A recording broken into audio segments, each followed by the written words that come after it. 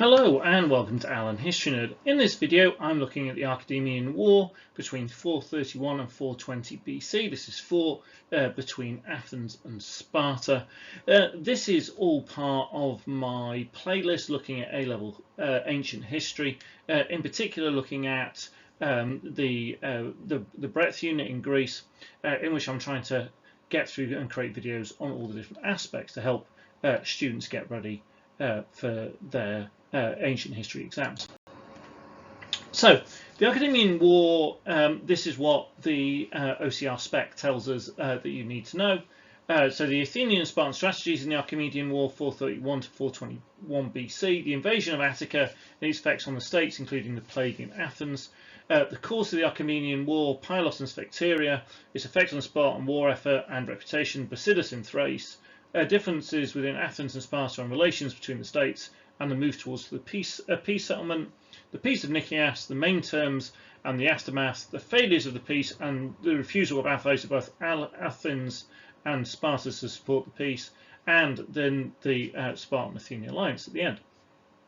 So I'm going to do my best to get through and cover that. Not in huge depth, but to try and give you a good flavour of it and enough to have a decent stab and show some understanding. So before we look at the strategies, I'm going to start off with our ancient source, Thucydides, and what he's got to say about the situation at the start of the war.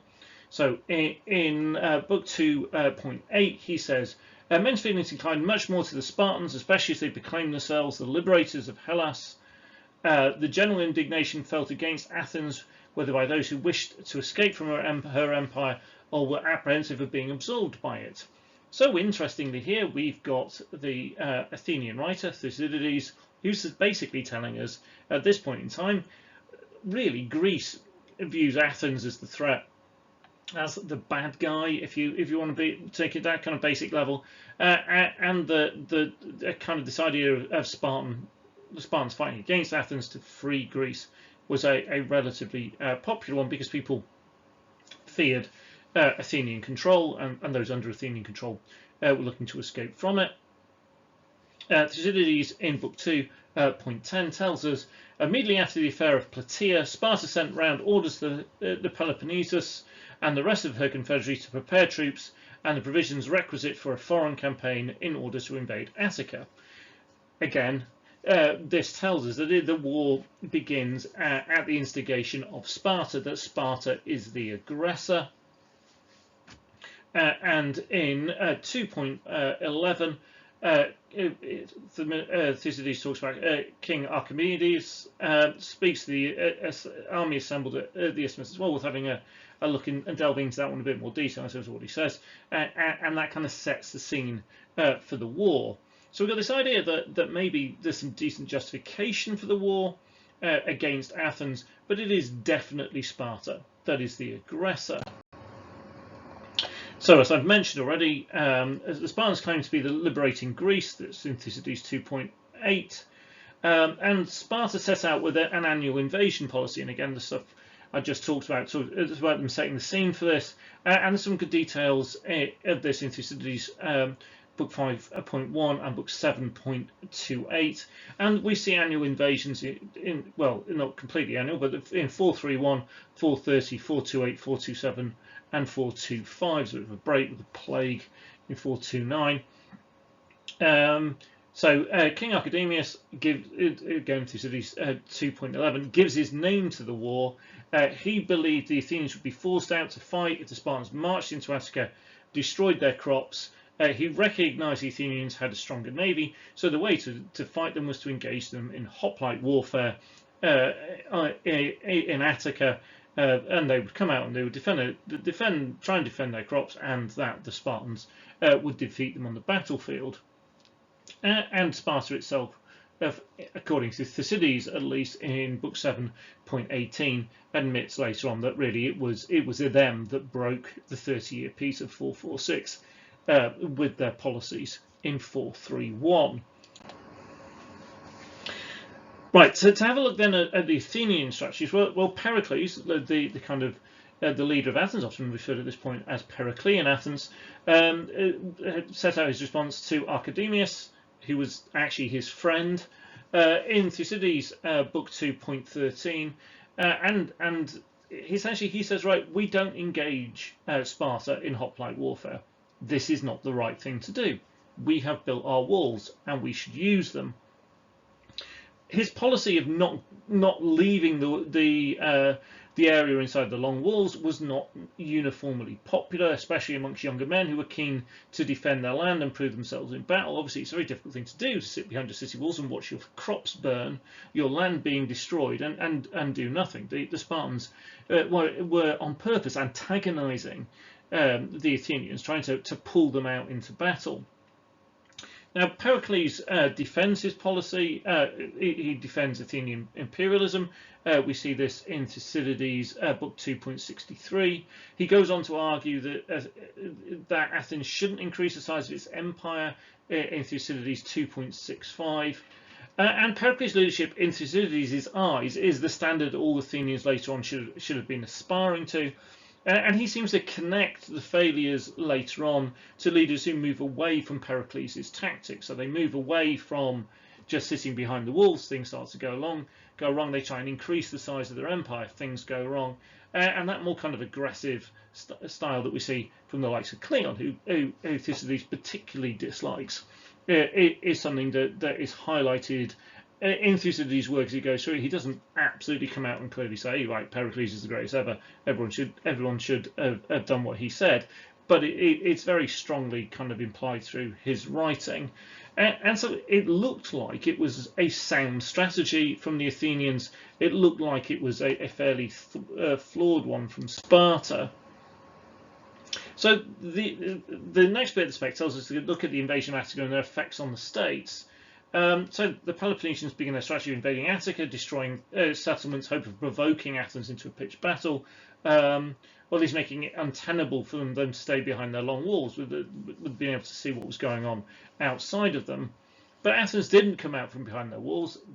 Many, like the young men inexperienced in wars, we said, were keen to go out and defend the land that they saw burning, and we see Pericles dealing with those demands within the Athenian assembly. We see some of this in Thucydides, book 2.22. Pericles adamantly defends his policy and refuses to let anybody out. He did send out regular small patrols and cavalry, and there were skirmishes with the Peloponnesian War. But what he doesn't want to be drawn into is a big pitched battle, hoplite warfare, the absolute type of warfare at which the Spartans excel, and the Athenians don't quite measure up to Sparta in that form of warfare.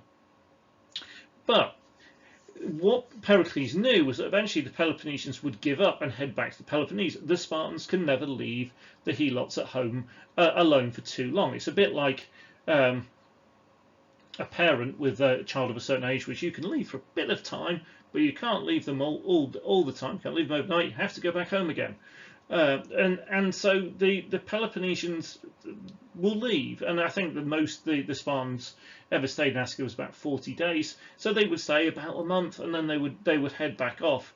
At which point the Athenians set up garrisons on land, and at sea they sent out part of their navy, bolstered by this point by the Corcyraean ships, and ravaged the coast of the Peloponnese, just as the Peloponnesian troops had done in Attica.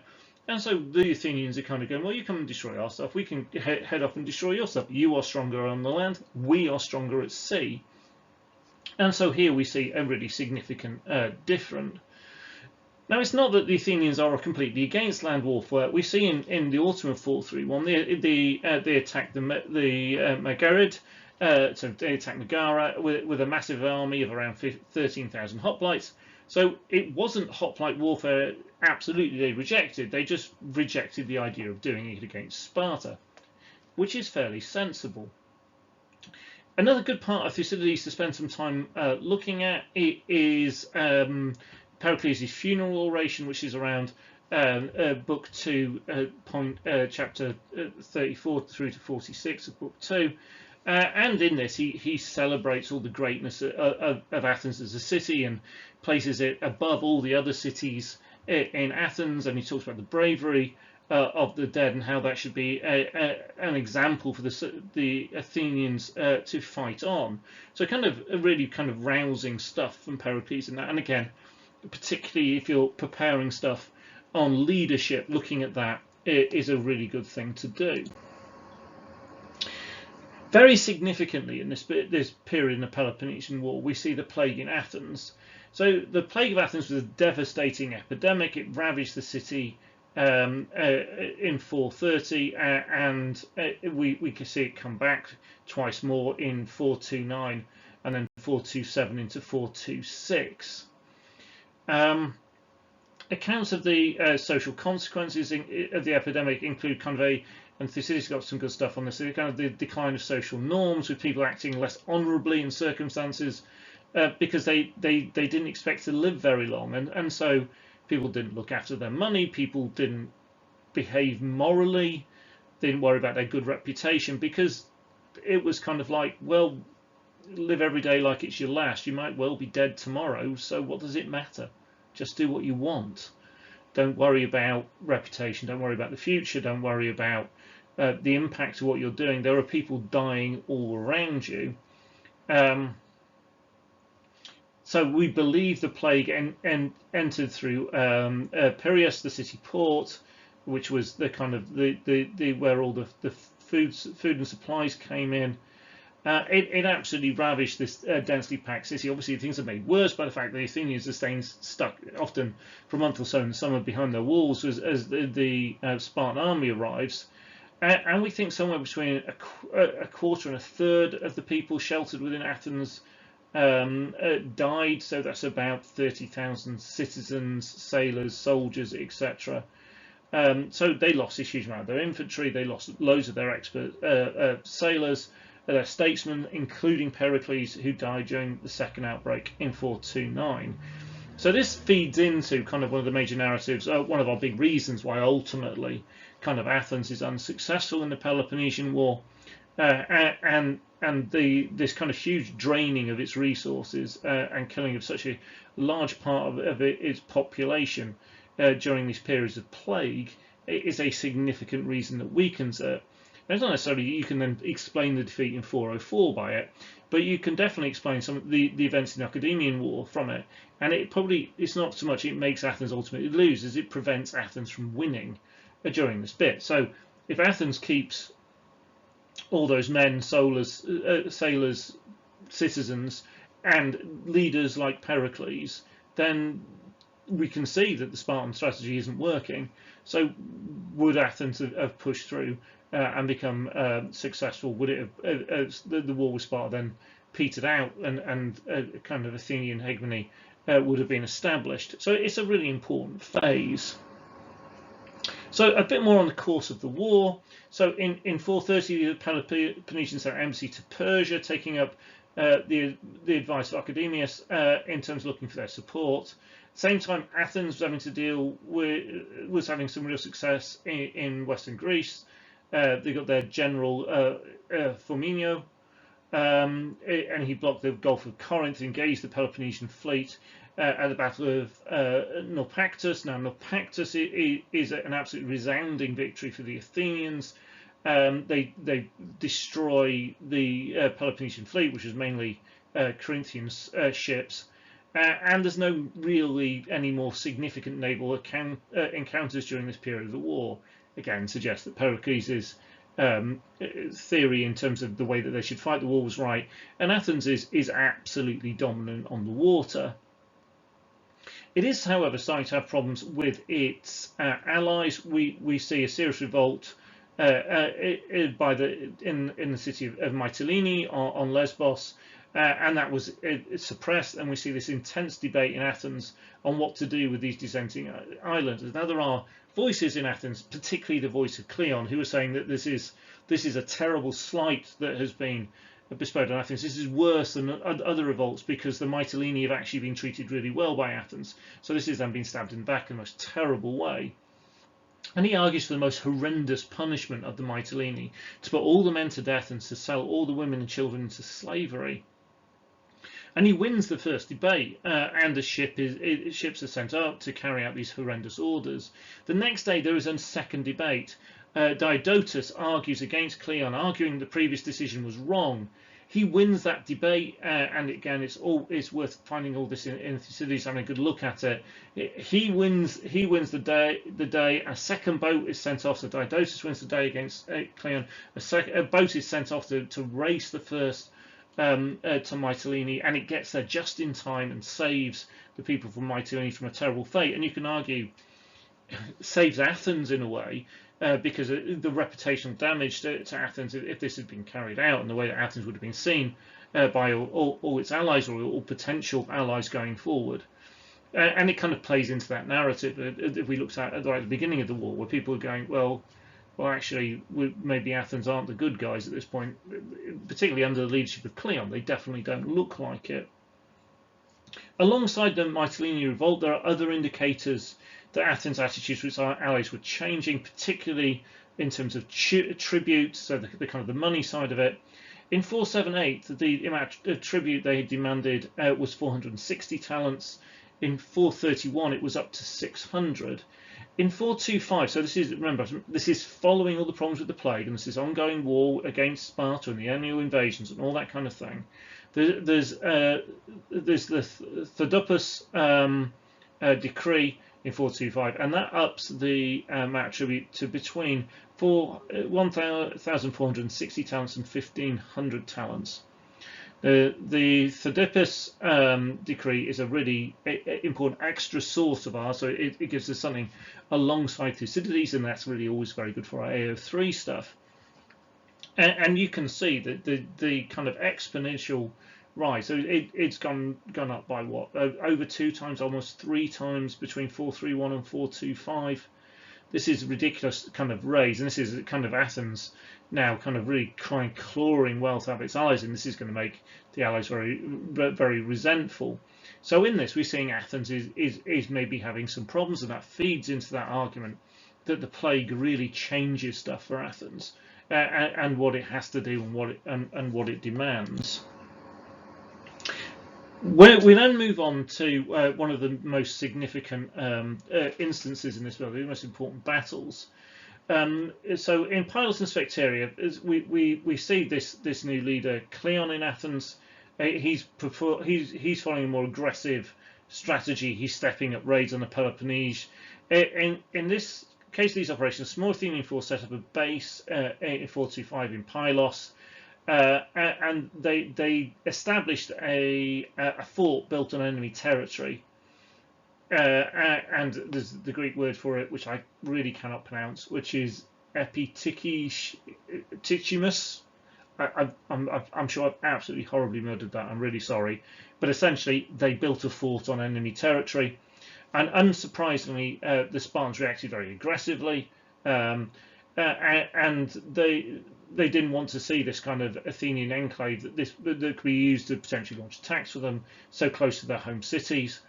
And so we see this 3-stage battle. At first, the superior Spartan forces attacked the Athenian camp on land, but they were soon beaten. The main Athenian fleet arrived, defeated the Spartan fleet, captured a number of its ships, and there's a small Spartan army left cut off on the island of Sphacteria. If you can see this in the little map above me. The peace negotiations failed, a large part because Cleon back in Athens is pushing against any peaceful resolution, and he's arguing with Nicias, and he's kind of going, right, if I went and was in charge of the army, I'd win in a matter of days, and Nicias went, all right, go on then, go for it, and calls Cleon's bluff. And I think to a lot of people's surprise, Cleon did.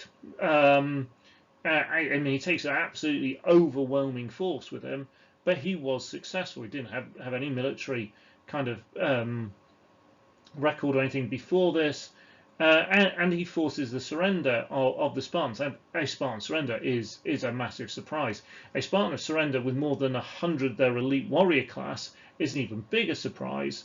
So this is a shocking blow to Spartan prestige. It inspires a huge wave of confidence / overconfidence in Athens, and the war, as the war continued, it inflates the position of this warmonger Cleon in Athens, and I'm not sure that does them any favours either.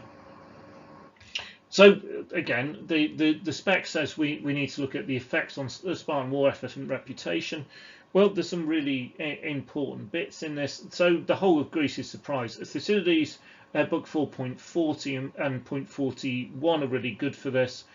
The reputation Sparta had was that they never surrendered, and that they very, very rarely lost on land. A Spartan prisoner suggests that it was the use of military troops in overwhelming numbers meant that you were either lucky or you weren't, and if you were unlucky, you died on Sphacteria. If you were lucky, then you didn't die, but then the battle became pointless. They were sitting ducks, essentially being fired at. And so it wasn't a true battle, so it wasn't a proper defeat. Having said that, there were still over 100 Spartan warriors captive in Athens, and this is a real problem. So the holding of these prisoners ended the annual invasions. They couldn't afford to do that anymore because Athens would just kill the prisoners. Pylos was then used by the Athenians, just as Sparta feared it would be, as a base to raid Spartan territory from. The Spartans keep now looking to negotiate for the return of the prisoners and offering great terms to Athens and saying how well the world and Greece would see Athens if they negotiate now. This was when they should negotiate peace from a position of strength, but with giving due recognition to the enemy, and then there would be no hard feelings. They could build a lasting peace. But this had been Cleon's greatest victory, and Cleon wasn't about to turn around and to negotiate a peace. So he was riding high on this a remarkable victory and wouldn't hear anything of the Spartan overtures. The next stage of the Archidamian War sees the emergence of Brasidas. Now, Brasidas is considered to be like the Spartan general at this point, the only kind of one of real genius that's produced. He's different to other Spartan generals. He never seems to quite get all the respect or resources he should be given from Sparta at this point. He seems to have been eloquent and charming and unusual qualities in a Spartan, and he earned the admiration of many of the Athenian allies, and he was doing a really, really good job at winning them over. So he'd first distinguished himself in combat as early as 431. In 424, he frustrated an Athenian attack on Megara, and then he set off to basically break up the Athenian Empire in the north, winning over to Sparta the cities of Acanthus and Stagirus, and most importantly, ultimately, the Athenian colony of Amphipolis, where ultimately he was ceremonially buried and shown the highest honours that you could possibly imagine. Now, his successes against the Athenians tilted the balance of the war back towards Sparta. So you kind of had this disaster at Pylos. The Athenians are absolutely on top. Cleon's trying to hammer home this advantage, and Brasidas kind of swaps this stuff round. So he encouraged revolts against the Athenians and detached a number of cities from the Athenian Empire. And now eventually, although he kind of defeats the Athenians at Amphipolis, and Amphipolis is probably the most significant of the cities he takes, he does die at Amphipolis, though so does Cleon. There's a very, very contrasting versions in Thucydides of their two deaths. Brasidas dies an absolute hero, Cleon an absolute coward running away, hit in the back of the head. But there's some other key battles before that, and noticeably the Battle of Delium in 424. So we see here the Athenian army led by Demosthenes and Hippocrates, not that one, not the doctor. If you did medicine through time, this is a different Hippocrates, and they got separated when it came to fight the Thebans. There's a complicated battle then, but the Athenians are defeated. The battle's largely fought by Hippocrates, part of the army, and then Demosthenes turns up after Hippocrates was already dead, and he's quickly defeated himself. It's quite in terms of military history at this point, it's quite a significant battle, because we start seeing the use of changing tactics, kind of a movement away just from traditional hoplite warfare, with greater use of light troops, greater use of kind of missile troops, greater use of cavalry. There's even a flamethrower involved in this, quite remarkable. Look it up. It's quite a phenomenal thing. It was an absolute disaster for Athens. They lost about 1,200 men at Delium. So the Athenians have lost lots of things through this. They lost prestige, they lost men, they've lost control of Boeotia. There's growing unrest in the north of the Aegean, and Brasidas goes round appealing to the colonies in the north. He acts like an Athenian. He makes promises of freedom, removal of tribute. And then he stays and say, right, we think you should rebel against the Athenians. And people go, well, yeah, but they're just going to come and crush us. He says, don't worry about that. Me and my army will stay. We'll fight them alongside you. So it really kind of, he starts winning this part of Greece over and turning them on the Athenians. Now, actually, one of this is really interesting. It's a brilliant bit for our AO3. Thucydides is actually involved in the war at this point. So he's sent to stop Brasidas, but gets there too late. But he did stop Brasidas taking a port, which Cleon used later to land on. Well, Thucydides, however, with his failures, leads to people turning on him, led by, you guessed it, Cleon. Thucydides gets ostracized, and Thucydides clearly holds this against Cleon. We can see this in his writing.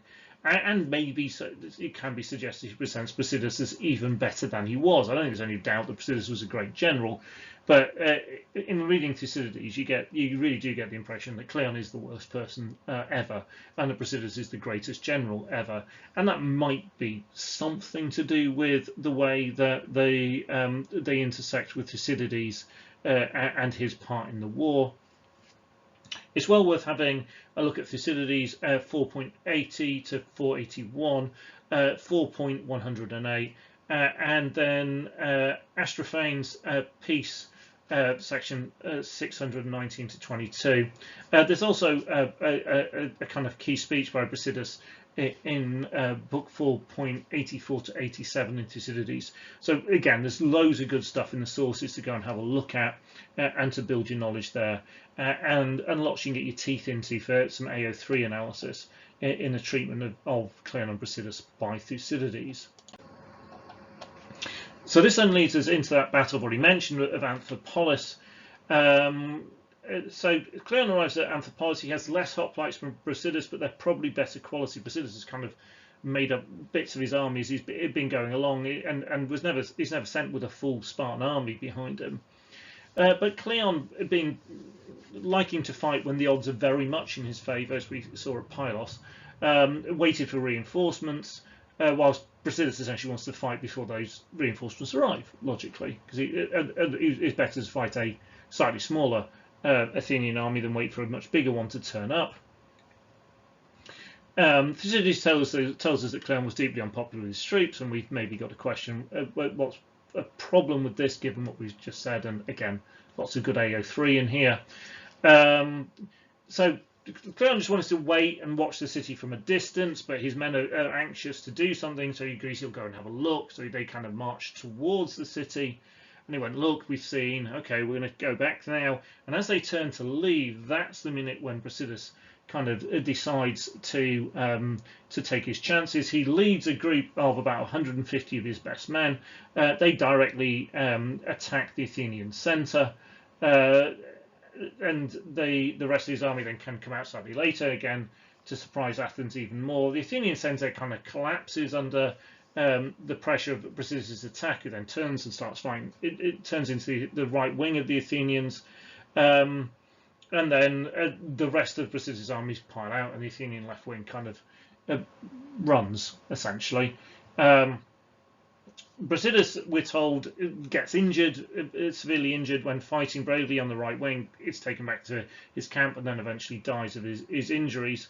Whilst we're told that Cleon was killed running away by a peltas, so again varies, but it depends on the translations and things, but he's either hit in the back of the head with a stone or he's hit in the back by a javelin as he runs away. The Athenians fled to a hill where they held out until they were eventually surrounded by light troops firing missiles at them. Again, we get this bit with the changing nature of Greek warfare. It's not just hoplites, the light troops using missiles, whether that's peltas or javelin throwers or archers. In the end, they fled. They lost 600 men, according to Thucydides. The Spartans lost 7. It seems... I'm a bit dubious about the numbers. I think it was an overwhelming Spartan victory at Amphipolis, only losing 7 men in an ancient battle that, as kind of as horrendous as these battles were, seems a little odd, especially since one of those was Brasidas. So I wouldn't necessarily trust the numbers, but I think we get an idea that this is a massive Spartan victory.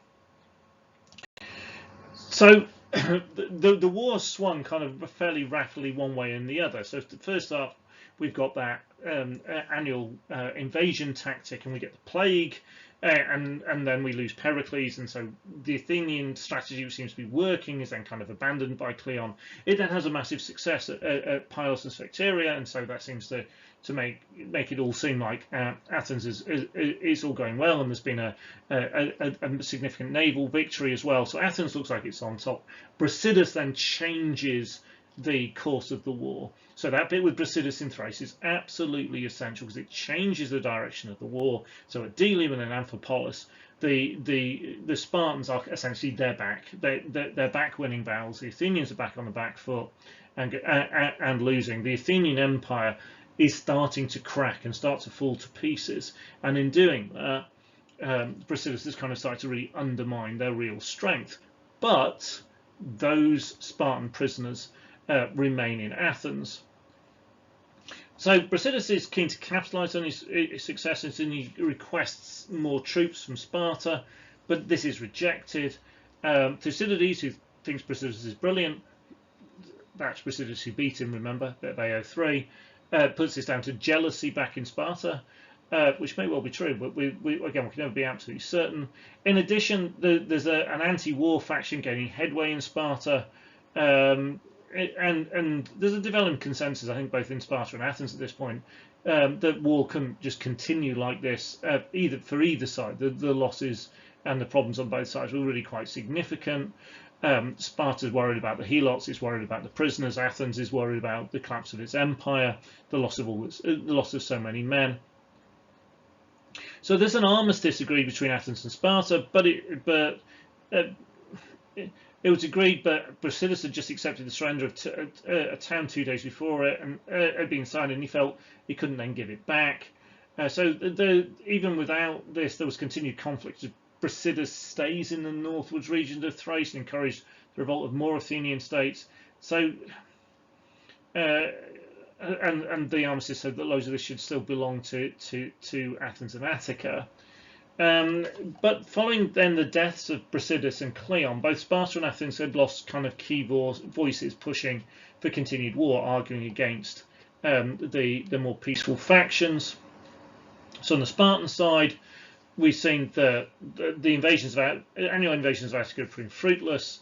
The humiliation at Pylos had kind of unnerved Sparta, and that's why there was a big faction in Sparta who wanted peace. They wanted the 100+ key warrior members of their key warrior class back. Helots were deserting, and this was causing them massive problems. And then a 30-year treaty with Argos was about to kind of expire with Argos, and Argos was making demands, and Sparta going, we can't afford to be at war with both Argos and Athens at the same time. In Athens, their initial kind of success from Pylos and Sphacteria was wearing off with the defeats at Delium and Amphipolis. They're worried about the collapsing empire. Cleon had been very much the war hawk pushing the idea of continued war, and he was now dead. And so we've got all these worries together, and this means that a kind of peace settlement becomes a possibility. Going into the Peace of Nicias, we've got two new key players. So we've got Nicias, who, according to Thucydides, wanted to secure his good fortune to obtain a present release from trouble, hand down to prosperity and name as an ever-successful statesman, keep out of danger, commit himself as little as possible to fortune. So Nicias is cautious. He's the opposite of Cleon. He doesn't want danger. He doesn't want excitement. He just wants to go down in history as the guy who sorted it all out. In Sparta, we've got Pleistonax, who Thucydides described as kind of disliked, really. I mean, he was regularly held up by them to be a prejudice of his countrymen upon every reverse that befell them, as though his unjust restoration was the cause, and there's accusations that him and his brother had bribed the prophetess at Delphi. Remember, he led this mysterious invasion going back earlier on, which just miraculously kind of stopped in 446, which was a slightly odd one. So there's lots of always accusations of bribery, and maybe this guy is not someone who necessarily wants to fight, but that might be quite useful in setting up a peace deal.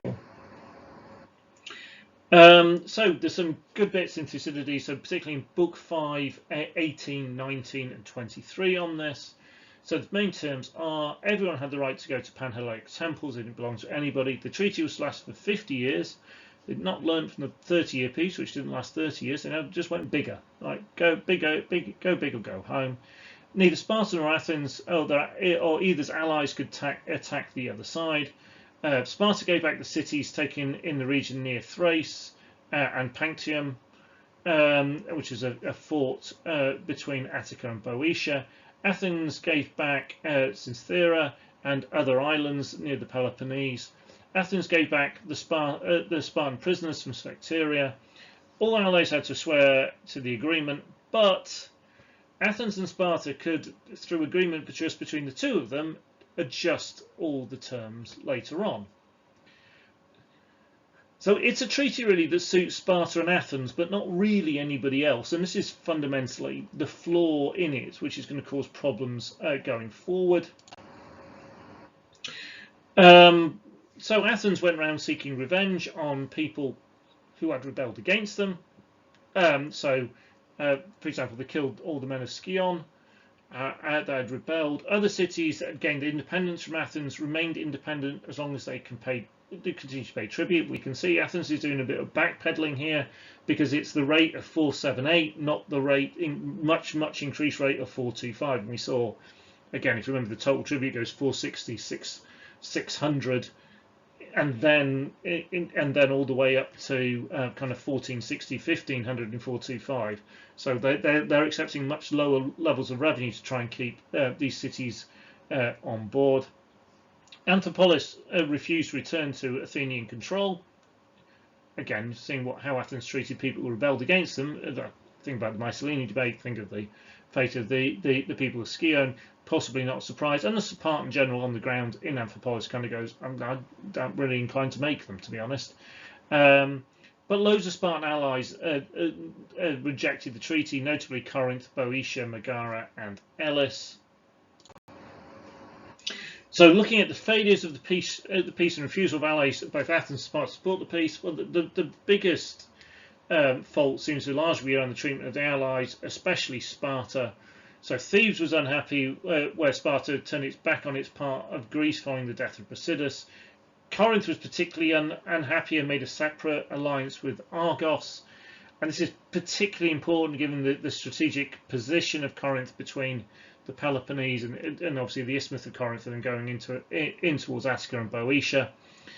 Corinth and Argos look to add other states to the alliance, which started to worry Sparta. So we see lots of toing and froing and who's going to join who and all that kind of stuff. There's lots of details and stuff there. They also argued they'd been denied the recovery of strategic sites. Thebes felt it was the end of their chance of being a great power. Their time will come, but not quite yet. And both felt that their rights were being ignored. And I think there were people on the Athenian side as well who were kind of going, right, this is all about Athens. and on the Spartan side, because it's all about Sparta, and it doesn't suit the rest of us.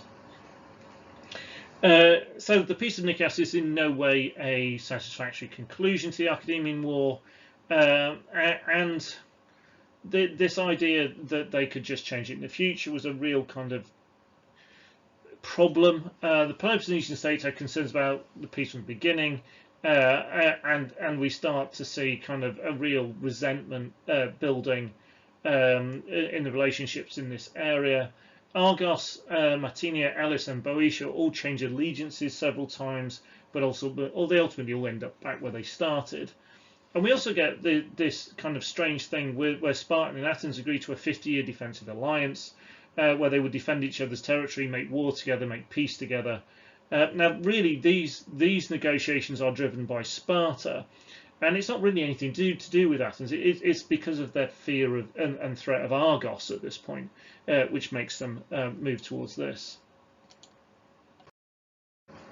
Right, I hope that's proved helpful. The Archidamian War is quite a complicated thing. I know it's been quite a long video, but I hope that will prove helpful for your studies.